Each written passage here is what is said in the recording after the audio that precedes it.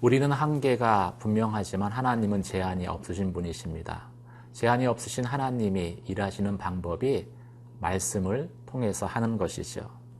따라서 하나님의 말씀은 제한이 없습니다. 다만 우리가 그 말씀을 불신으로 제한할 뿐이죠. 모든 한계를 뛰어넘는 그 하나님의 말씀 앞에서 우리는 어떻게 반응해야 할까요? 오늘 말씀을 통해 살펴보도록 하겠습니다.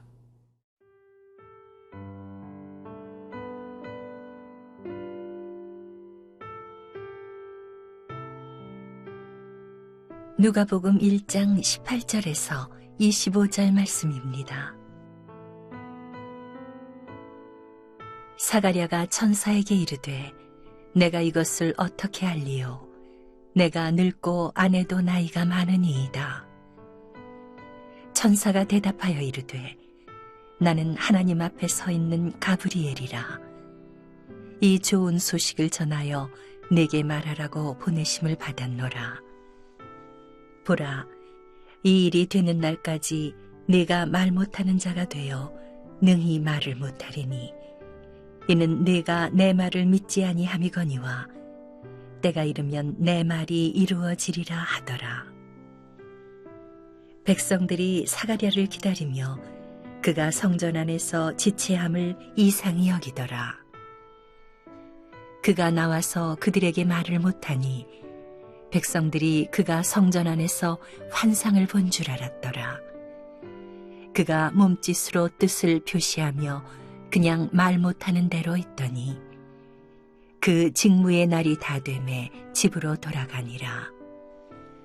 이후에 그의 아내 엘리사벳이 잉태하고 5달 동안 숨어 있으며 이르되 주께서 나를 돌보시는 날에 사람들 앞에서 내 부끄러움을 없게 하시려고 이렇게 행하심이라 하더라. 우리는 말씀의 능력을 전적으로 부인하지는 않습니다. 대신에 말씀대로 이루어지기 힘든 환경을 언급하죠. 18절 말씀 보시겠습니다.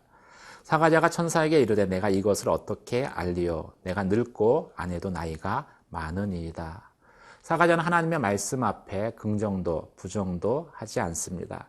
내가 어떻게 이것을 알 수 있겠습니까? 사가랴는 천사가 전해준 말씀, 엘리사벳이 아들을 낳을 것이라는 그 말씀 앞에 이렇게 반응합니다. 사가랴가 부정하지 못하는 이유는 사가랴가 택한 백성, 그것도 제사장 신분이었기 때문일 것입니다. 성도로서 어떻게 말씀이 틀렸다라고 저희가 얘기할 수 있겠습니까? 어떻게 하나님의 말씀이 오늘날에는 역사할 수 없다라고 이야기할 수 있겠습니까? 저희는 그렇게 하지 않습니다. 하지만 그렇다고 100% 그 말씀 가운데 긍정하지도 못하죠. 믿어지지 않기 때문입니다. 대신에 우리는 이렇게 대답합니다. 내가 늙고 나이가 많으니이다. 말씀에 대해 믿지 못하겠다라고 말하는 대신에 환경 때문에 힘들다라고 이야기합니다. 나와 아내가 늙고 나이가 많다라는 것은 임신하는 것이 현실적으로 불가능한 환경이다라는 것을 언급한 것이죠. 늙어서 나이가 많고 또 환경이 또 숫자가 주는 그 통계 숫자를 말씀이 주는 믿음보다 더 붙드는 것입니다. 그래서 이 둘이 부딪힐 때면 우리는 갈등합니다. 말씀 앞에 믿음으로 반응하기보다는 안 되는 조건들을 먼저 떠올리며 언급하는 것이죠. 그런데 오늘 성경은 사가랴가 놓치고 있는 것에 대해서 언급합니다. 그것은 말씀을 들을 때 말씀을 하신 하나님보다 눈에 보이는 존재를 더 집중한 것이지요. 천사가 사가랴에게 이렇게 이야기합니다. 나는 하나님 앞에 서 있는 가브리엘이다. 자신의 신분을 믿지 않는 사가랴에게 밝힌 것이죠. 이 말은 나는 하나님의 메신저, 하나님의 비서이니 내가 하는 말은, 내가 전하는 말은 하나님이 하신 말이다라는 것과 동일한 것입니다. 우리가 말씀을 들을 때 바라봐야 하는 것은 눈에 보이는 환경, 또 말씀을 전하는 대상이 아니라 말씀하신 보이지 않는 하나님입니다. 그 하나님은 말씀으로 천지를 창조하신 분이십니다. 무에서 유를 만드실 수 있는 분이십니다. 그런데도 우리는 심지어 설교를 들을 때조차도 그 눈에 보여지는 것, 또 전달하는 그 메신저에 지나치게 의존하는 경향이 있습니다. 잘 전하면 믿을 수 있을 것 같고 잘못 전해서 믿을 수 없다라고 이야기하는 것이 우리의 모습이죠. 사랑하는 성도 여러분, 말씀을 들을 때 집중해야 할 것은 말씀하시는 하나님입니다. 오늘 또 본문 말씀은 하나님이 우리에게 입을 주신 것은 그 하나님의 말씀을 증거하기 위한 것이다 라는 것을 저희에게 이야기합니다. 가브리엘을 통해서 주신 말씀을 믿지 못하자 사가랴는 즉시로 벙어리가 되었기 때문인 것이죠. 20절 말씀 같이 보시겠습니다. 이 일이 되는 날까지 내가 말 못하는 자가 되어 능히 말을 하지 못할 것이다. 우리가 하나님의 말씀을 믿지 못하면 입은 있지만 이 세상에서 영적인 벙어리와 같이 살아갈 수밖에 없는 것을 또 오늘 본문은 사건을 통해서 저희 가운데 교훈하고 있습니다. 사랑하는 성도 여러분, 여러분은 말씀을 들을 때 어떻게 반응하십니까? 눈에 보이는 환경이나 또 말을 전하는 그 대상보다도 말씀으로 천지와 만물을 창조하신 하나님께 더 집중하십니까? 그리고 그 하나님을 증거하기 위해서 여러분의 입을 열어 선포하십니까? 오늘 말씀을 통해서 다시 한번 여러분에게 믿음의 도전이 있게 되기를 주님의 이름으로 축원합니다.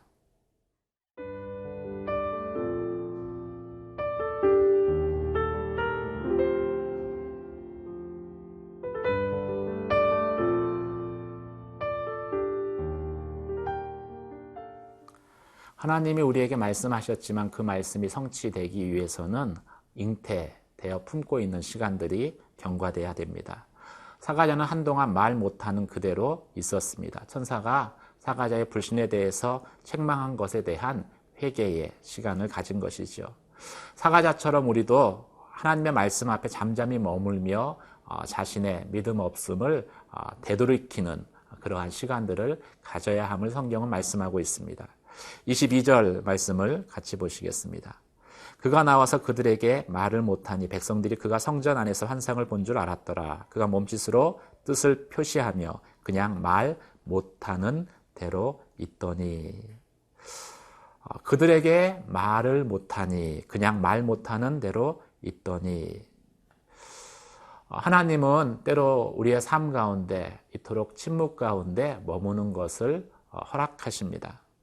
이스라엘 백성이 여리고 성을 돌 때도 하나님께서는 동일하게 이스라엘 백성들에게 아무 말도 하지 말라라고 이야기를 했습니다. 왜 말을 못하게 하셨을까요?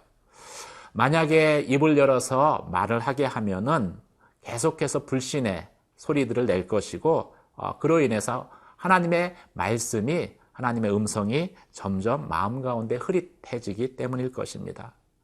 성을 점령하려면 창을 가지고 성을 진격해야지 성주위만 빙빙 도는 것이 무슨 소용이 있느냐. 여리고성 사람들의 비웃는 소리가 들리지 않느냐. 만약 입을 여는 것을 허락했다면 이런 소리 가운데 하나님의 말씀을 묻혀버리고 말았을 것입니다. 그래서 때로는 하나님께서는 말씀 앞에 침묵하게 하십니다. 침묵하는 이 시간은 그래서 믿음 없는 자신을 되돌아보며 하나님의 말씀을 품는 시간입니다. 사가랴에게 이 침묵의 시간은 징계라기보다는 불신앙의 말을 하지 못하도록 하나님께서 사가랴를 보호하시는 그런 하나님의 사랑이었던 것이죠. 하지만 사가랴는 침묵 가운데 자신의 직무를 다 했다라고 성경은 말씀하고 있습니다. 그대로 있더니 직무의 날이 다 되매 집으로 돌아가니라. 23절에 이렇게 기록하고 있습니다. 사가랴는 비록 말을 못했지만은 자신에게 일어난 일을 알릴 수 있는 여러 가지 방법을 고안할 수 있었을 것입니다.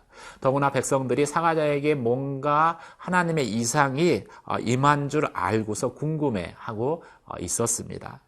그런데도 사가랴는 아무런 말을 하지 않습니다. 글로써 어떤 일이 일어났는지를 전할 수 있음에도 그렇게 하지도 않습니다.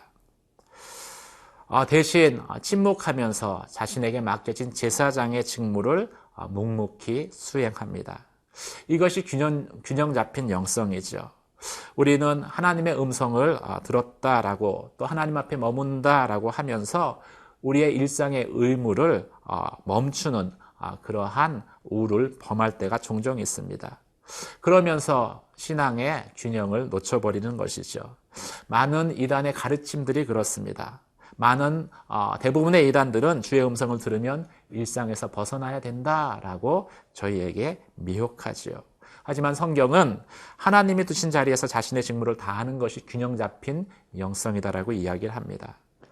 내가 이야기하지 않아도 하나님의 때가 되면 말씀은 이루어질 것입니다. 그 말씀은 우리의 경험과 상황을 초월해서 역사하시는 살아있는 말씀입니다. 엘리사벳이 5달을 숨어 지냈습니다. 그것은 요한을 잉태한 것이 기쁜 일이지만 그 늙은 나이에 그 노년의 나이에 임신한 것이 너무나 부끄럽게 여겨졌기 때문일 것입니다.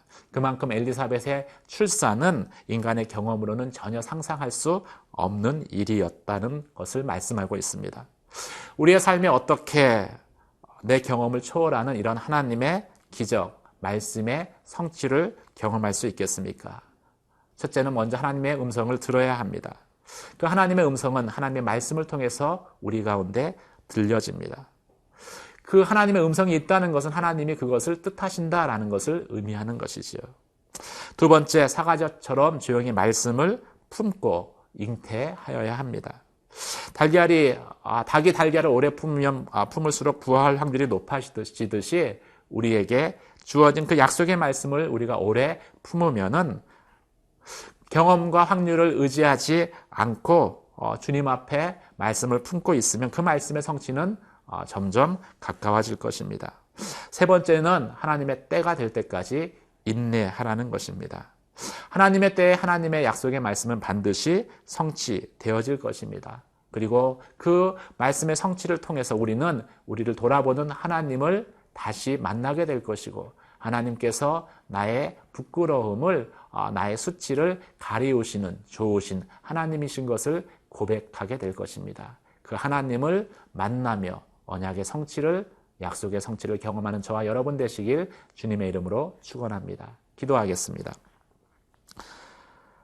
하나님, 나는 제한되지만 하나님의 말씀은 제한이 없음을 고백합니다.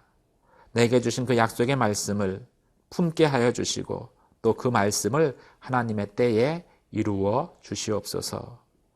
그 말씀의 성취를 통해서 하나님이 나를 돌아보심을 확신하게 하시고 또 나의 부끄러움을 가리우시는 하나님의 선하심을 경험케 하여 주시옵소서. 예수님 이름으로 기도드립니다. 아멘.